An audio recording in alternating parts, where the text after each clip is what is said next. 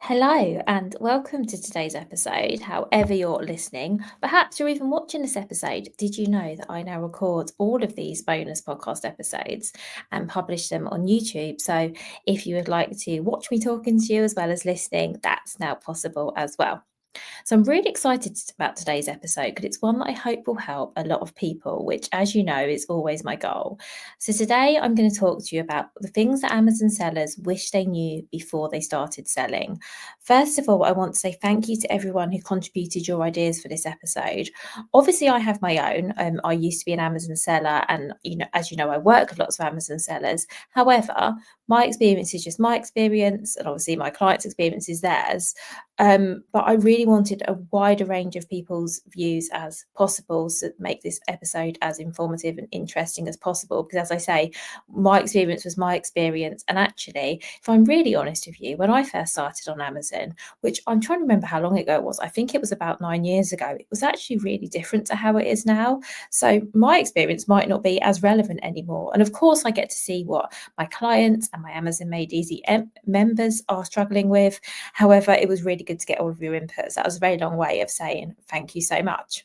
So what I want to do in this episode is go through the things that you told me you wish you'd known before you started. And so if you're not on Amazon yet or you're just starting, these are things that it's really good for you to hear. And I'm also going to give my thoughts on each one and if there's any ways that we can tackle them or address them together. So hopefully it's will be really useful.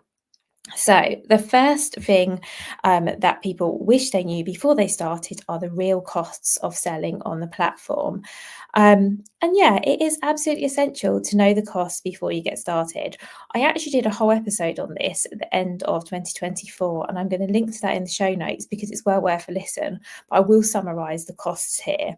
So, you basically pay an account fee, and you can either have a professional account, which is £25 plus VAT a month in the UK, or you can have a individual account which is free but the number of sales you can make is capped. I usually recommend the professional account if that's possible for you.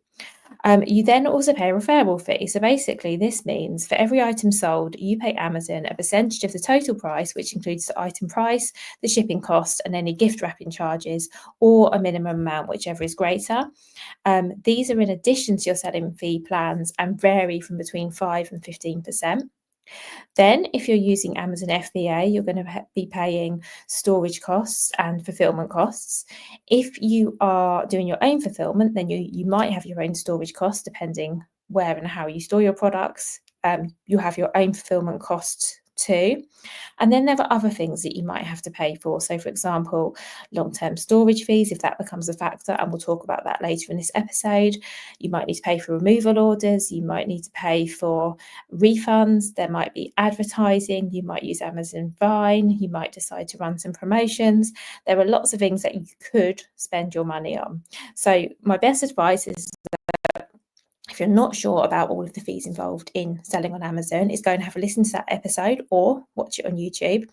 There is also a great Amazon sales estimator tool, which tells you for a product that you're going to list on Amazon, what the fees will be for your decided selling price, so you can work that out before you start selling. I have a video on how to use the tool, and I'm going to link to that video in the show notes this episode because I think you'll find that really useful. Because yes, you absolutely need to know what you're going to be paying before you start selling. So the next thing is how to set up parent-child listings and what this means. So in simple terms, parent-child listings are a way of saying variations.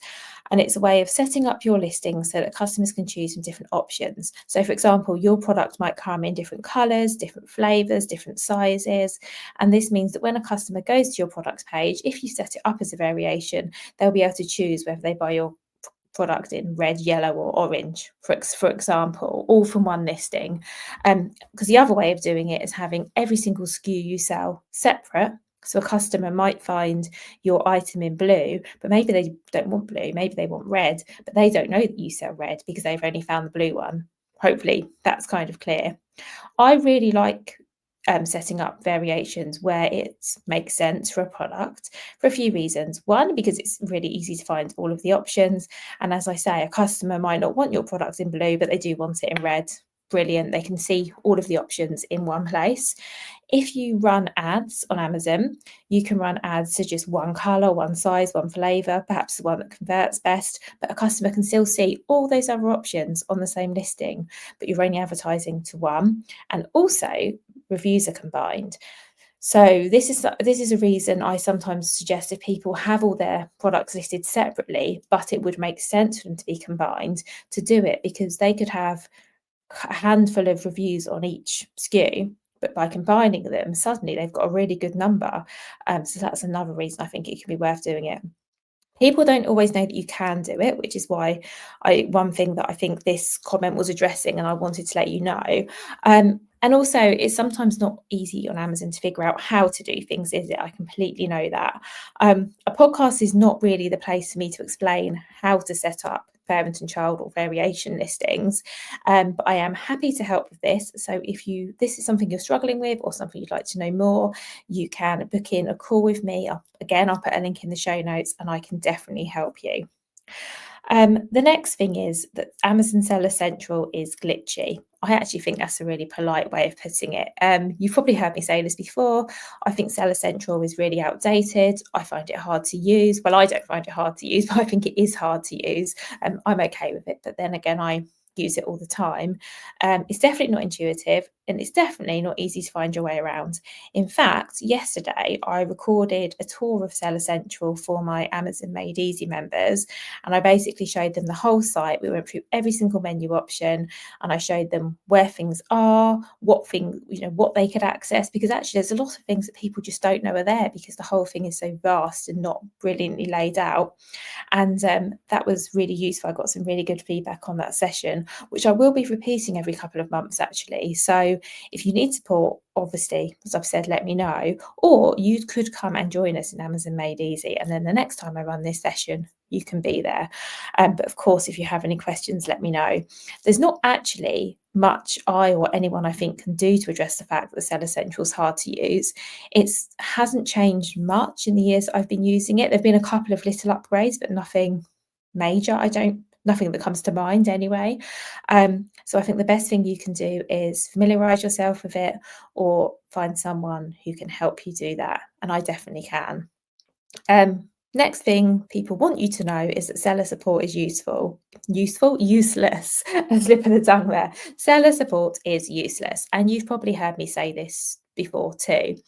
About 4 years ago, I actually recorded a podcast episode all about what to do if things go wrong on Amazon and you actually have to contact Amazon seller support. Sadly, this episode probably doesn't even need much updating, despite being almost 4 years old, because not a lot has changed. It's still, seller support are still not great to deal with. And I will link to that episode in the show notes so you can find it really easily. But to kind of summarize my best advice that I give in that episode, the first thing is to be really persistent and really consistent. I have had issues that have taken me weeks to resolve. I've actually had issues for clients that have taken me months to resolve. But 99% of them, I would say we have got there in the end. And on that, you're probably thinking, gosh, Vicky, that's taken you a long time. It has, but do know that it's not me or you that's the problem. It's them that's the problem. It can be really hard to communicate with seller support. They will often misunderstand you. I don't know if that's deliberate or by accident. They will often close cases that aren't resolved. And this is where I say about being persistent and consistent. Every time Amazon close a case that I believe hasn't got a resolution, I reopen it, I tell them it's not resolved, and I reiterate my issue over and over again. There's a lot of copy and paste involved, which leads me on to another point, is that if you need to be really clear when you raise a case with them, what exactly you need. Be very, very clear in your wording so there's no ambiguity at all. They can't misunderstand what you're saying, and keep just sending that same that same message until you get a resolution that you're happy with. You can also contact them on the phone as well. What I like to do is always start off in writing, because I think you can summarize what your issue is really, really clearly in writing. Then go back into the case, request a call back, and then talk to somebody. But at least you've got that text there. There's also a chat function. which I've had mixed results with. You can try that as well, but I would say really important to always summarize your issue first of all, and don't give up. It can often feel like you want to, even for me, and I am very, very tenacious.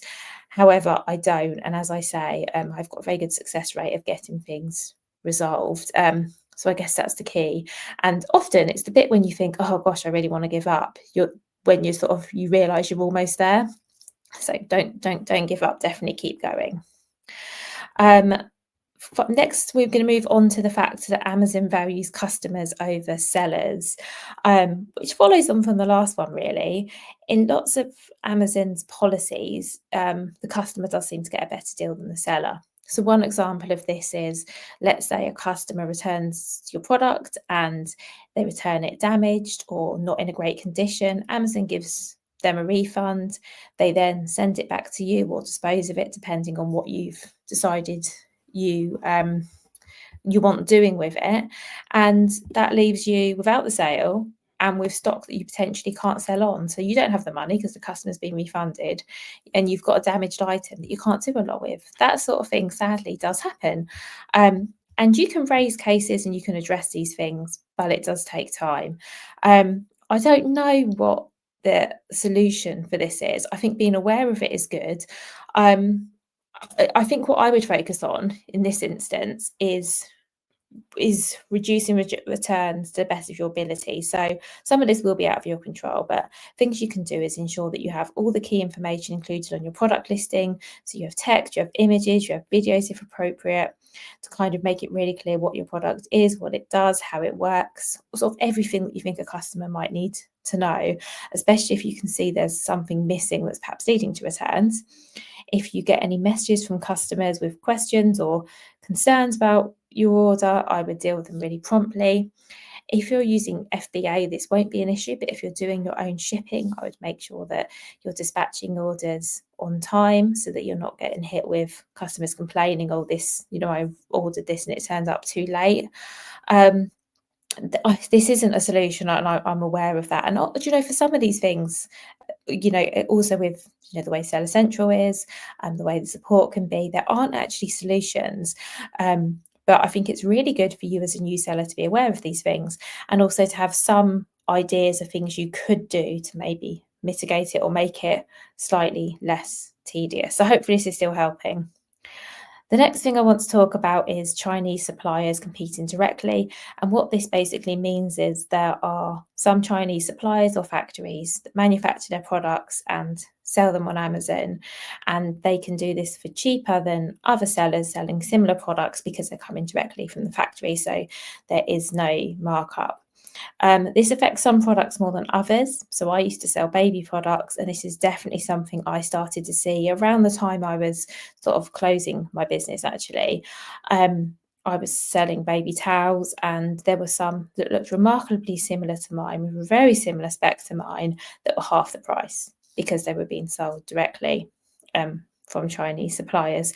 There is not actually a lot that you can do here. I don't really know what the answer is. I mean, one idea that I have, and we'll actually talk about this because it leads into the next point, which is talking about the madness of price wars. And this is another tough one, but I'm bringing this up now because I think they're both relevant.